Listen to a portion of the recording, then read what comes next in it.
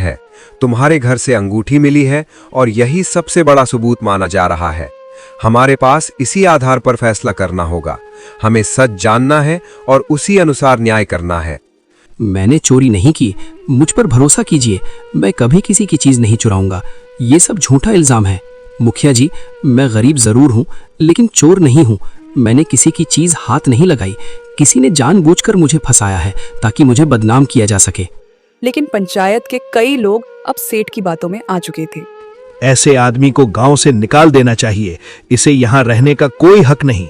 मत करो ऐसा, हम कहाँ जाएंगे? हमारा तो यही एक घर है, यही हमारी जिंदगी है। पंचायत का निर्णय है कि धनिया को चोरी के अपराध में आज से इस गांव से निकाल दिया जाए। ये फैसला गांव की शांति और कानून के लिए लिया गया है। यह सुनते ही धनिया जैसे पत्थर का बन गया।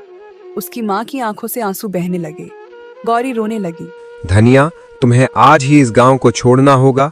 अब से इस गांव में तुम्हारा कोई हक या अधिकार नहीं रहेगा, ना खेतों पर, ना पानी के स्रोतों पर, ना किसी भी गांव की किसी सुविधा पर। यह कठिन निर्णय है, लेकिन पंचायत के आदेश के मुताबिक इसे मानना ही पड़ेगा।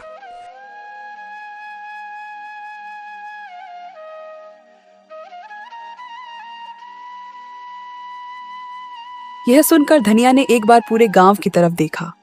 वह वही गांव था जहां उसने बचपन बिताया था, जहां उसके पिता रहते थे, जहां उसने अपने खेतों में दिन रात मेहनत की थी। लेकिन आज उसी गांव से उसे एक चोर समझकर निकाल दिया जा रहा था। लालाचंद सेठ दूर खड़ा यह सब देख रहा था। उसके चेहरे पर एक हल्की संतुष्टि भरी मुस्कान थी, क्योंकि उसकी साजिश सफल हो चुकी थी। शाम होते होते धनिया ने अपनी झोपड़ी से थोड़े बहुत सामान बांध लिए। उसकी माँ और गौरी उसके साथ खड़ी थीं। तीनों धीरे धीरे गांव से बाहर निकलने लगे। सूरज ढल रहा था और सामने घना जंगल दिखाई दे रहा था। उन्हें नहीं पता था कि अब वे कहाँ जाएंगे, लेकिन किस्मत उन्हें धीरे धीरे उसी जंगल की रहस्यमयी गुफा की तरफ ले जा रही थी, जहां से उनकी जिंदगी की कहानी एक बिल्कुल नया मोड़ लेने वाली थी। तीनों दर दर भटकते हुए जंगल के रास्तों पर चल रहे थे। कभी दूर से किसी पक्षी की आवाज आती, कभी झाड़ियों में कोई जानवर सरसराता। धनिया बार बार पीछे मुड़कर गांव की तरफ देखता, लेकिन अब वहां लौटने का कोई रास्ता नहीं था। उसके दिल में एक ही बात बार बार चुभ रही थी। उसे गांव से निकाले जाने का उतना दुख नहीं था जितना इस बात का था कि उस पर चोरी का झूठा इल्जाम लगा दिया गया था।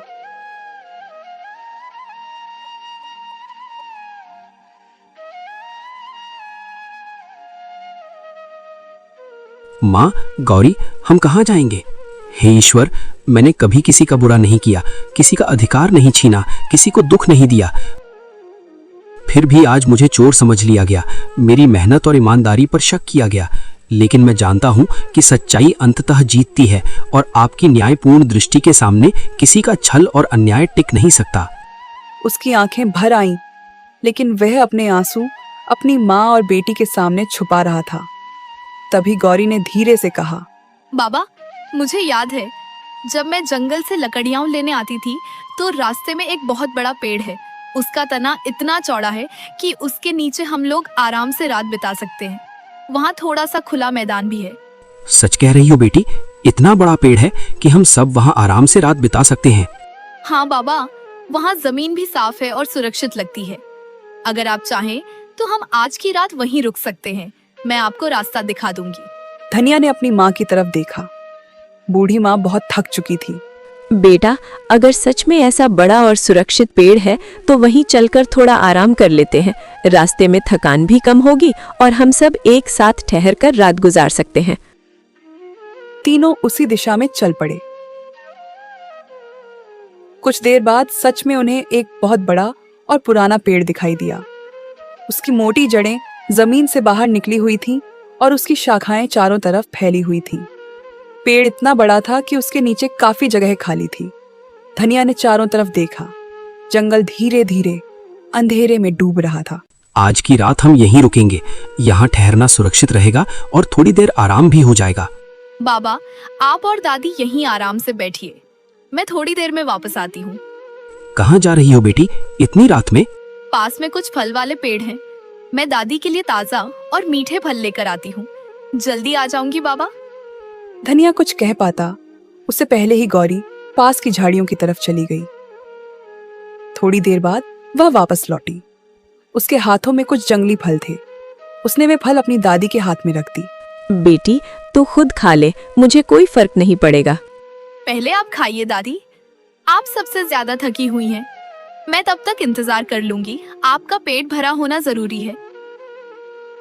बाबा आप दुखी मत होइए, आपने कभी कुछ गलत नहीं किया। सब जानते हैं कि आप सच्चे और ईमानदार इंसान हैं। एक दिन जरूर आएगा जब सबको सच पता चल जाएगा और तब सभी लोग समझेंगे कि आप बेगुनाह हैं। अपनी बेटी यह बात सुनकर धनिया की आंखें भर आईं। बूढ़ी माँ आसमान की तरफ देख रही थी। तारों से भरा आसमान जैसे उन्हें दिलासा दे रहा था। पेड़ के नीचे बैठे बैठे काफी समय बीत चुका था। रात धीरे धीरे गहरी होने लगी थी। आसमान में काले बादल घिर आए थे और ठंडी हवा चलने लगी थी।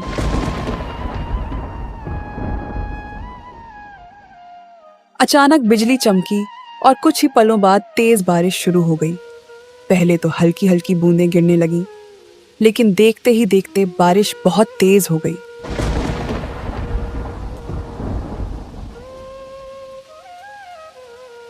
पेड़ की घनी शाखाएं कुछ देर तक उन्हें बचाती रहीं, लेकिन जल्द ही पानी की बूंदें नीचे तक आने लगीं। बूढ़ी माँ कांपने लगी। गौरी भी अपने पिता के पास सिमट गई। धनिया ने चारों तरफ चिंतित होकर देखा। अगर ऐसे ही बारिश होती रही तो हम सब पूरी तरह भीग जाएंगे और तब बीमार पड़ने का डर भी रहेगा। हमें तुरंत कहीं ऐसा स्थान ढूंढना होगा जहां हम सिर छुपा सकें और थोड़ी देर के लिए सुरक्षित रह सकें।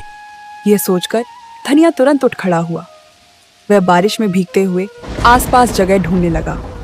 जंगल में अंधेरा था और हर तरफ पानी की आवाज गूंज रही थी।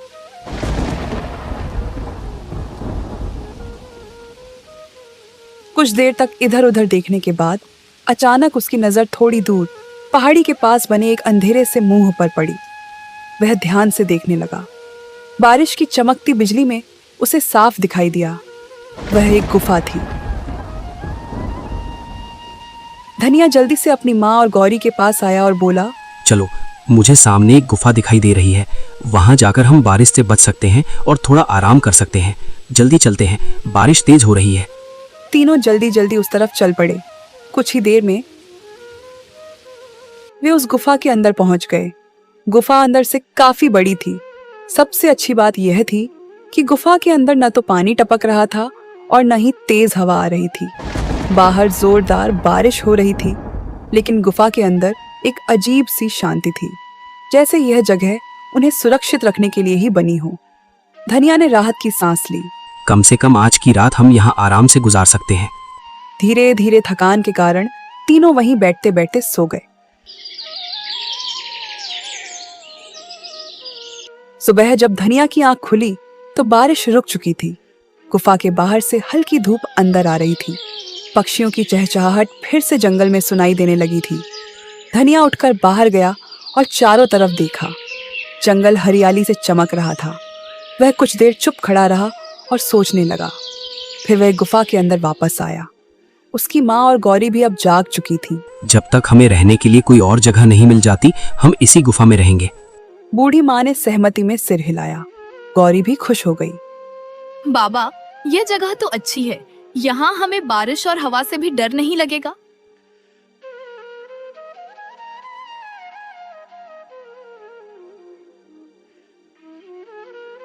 दिन बीतने लगे। धीरे धीरे गुफा ही धनिया, उसकी माँ और गौरी का नया घर बन गई। सुबह धनिया जंगल से लकड़ियां और फल लाता, गौरी गुफा के अंदर साफ सफाई करती और बूढ़ी माँ पास बैठकर ईश्वर का नाम जपती रहती। गरीबी अभी भी थी, लेकिन तीनों एक दूसरे के साथ होने से संतुष्ट थे।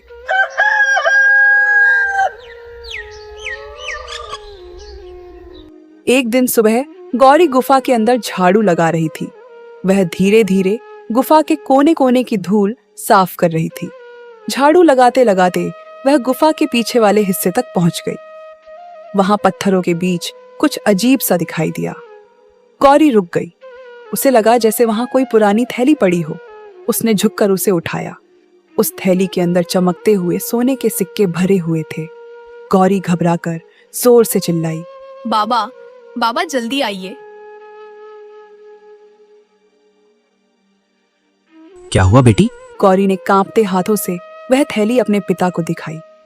धनिया ने जब अंदर देखा तो वह भी कुछ पल के लिए हक्का बक्का रह गया। थैली में सचमुच बहुत सारे सोने के सिक्के थे। बूढ़ी माँ भी पास आ गई। लगता है भगवान ने हमारी सच्चाई और हमारे दुखों को देखकर हम पर दया की है। उसने हमें कठिन समय में सहारा दिया, हमारी मेहनत और ईमानदारी को महत्व दिया और अब हमें सुख, सुरक्षा और सम्मान मिला है। सच में उसकी कृपा से ही आज हमारा परिवार खुशहाल और सुरक्षित है। धनिया कुछ देर तक चुप खड़ा रहा। उसकी आंखों में आंसू आ गए। उसे लगा जैसे ईश्वर ने आखिरकार उसकी ईमानदारी का फल दे दिया हो। अब हमें इस जंगल में रहने की जरूरत नहीं है।